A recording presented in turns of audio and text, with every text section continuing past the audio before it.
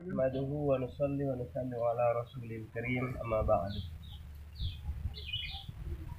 Yang saya hormati tuan-tuan guru Al-Ustaz Al-Mukarram serta jamaah religi yang dimuliakan Allah. Kita ini tak bisa berbuat apa-apa tanpa izin Allah. Termasuk saya juga duduk di sini karena Allah. Karena Allah lah yang menciptakan kita. Kenapa kok sering harus diulang-ulang Allah yang menciptakan kita? Karena kita sering lupa apa tujuan hidup kita di atas dunia ini. Tujuan hidup kita di atas dunia satu perkara saja yang dikatakan Allah dalam Al-Quran dalam surah Az-Zariyat ayat 55, wa ma khalaqatul jinna wal insa illa liya'budun. Dan tidaklah kuciptakan jin dan manusia kecuali untuk beribadah kepada. Tapi kita jangan lupa sambungan ayat ini, wajahkan fa inna dzikra tanfa'ul mu'minin, dan berilah peringatan, sesungguhnya peringatan itu sangatlah bermanfaat bagi orang-orang yang beriman. Ya, termasuk kita ini saling mengingatkan seperti ini tentang pentingnya iman dan amal.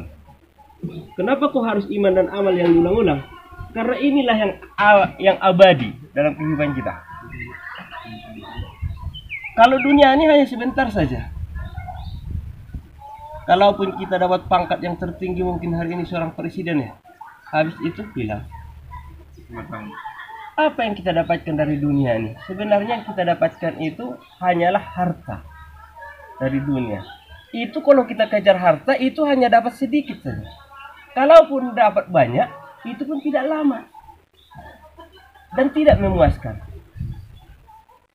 Coba kita cari orang yang punya helikopter, kepingin satu, punya dua, punya tiga. Kalaupun dia puas, itu kepuasannya hanya 60-70 tahun. Setelah itu dia akan kembali kepada Allah. Setelah kembali kepada Allah, apa yang Allah minta? Hanya dua perkara saja. Ada iman, ada amal, maka masuk surganya Allah Subhanahu wa taala abadan abadan. Maka justru itu kita berjalan-jalan di sore hari yang berbahagia ini, religi alam, Masya Allah, cantiknya pemandangan ini Allah berikan. Ini belum sebanding dengan cantiknya surga.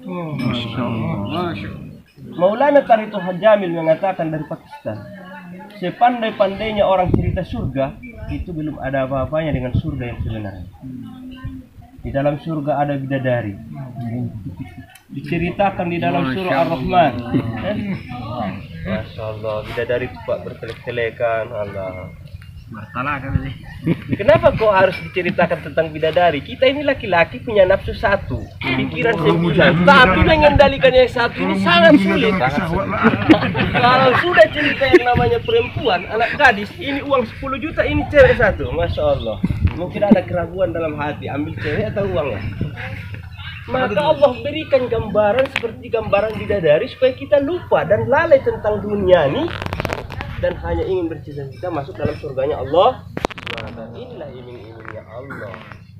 Maksud pengertiannya di situ bukan berarti Al-Quran itu disaranya porno, tidak. Tapi karena Allah Subhanahu wa taala menciptakan manusia, betul dan pasti Allah pasti lebih tahu watak dan keinginan manusia itu sendiri. Jadi insya Allah kita niat untuk perkara itu. Insya Allah. Daripada la ilaha illallah. Jadi ini kita ini ada musola kawan kita yang kita menyempatkan tanahnya di sini. Kita membuat musola untuk jadi rumah ibadah ya. Jadi kita sisihkan sedikit harta kita. Baginda Rasulullah SAW sabdakan, man alifal masjid alifahullah.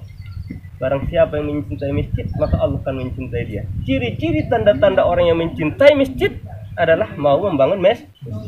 Karena di sini tidak memungkinkan untuk bangun masjid, paling tidak musola lah. Berapa banyak orang yang datang rekreasi kemari, setiap orang yang sholat kita dapat amal. Kalau kita mau, Toba Samosir memiliki 40 masjid. 500.000 saja satu masjid itu sudah 20 juta. Paling setidaknya pondasinya sama sepelesternya sudah siap. Kalau ukuran 3 meter kali 4 meter. Dan insya Allah kita semua siap untuk korban dalam perkara ini. Ini yang dapat saya sampaikan dalam religi alam kali ini. Mudah-mudahan bermanfaat untuk kita semua. Saya akhiri. Akhirul kalam. Assalamualaikum warahmatullahi wabarakatuh.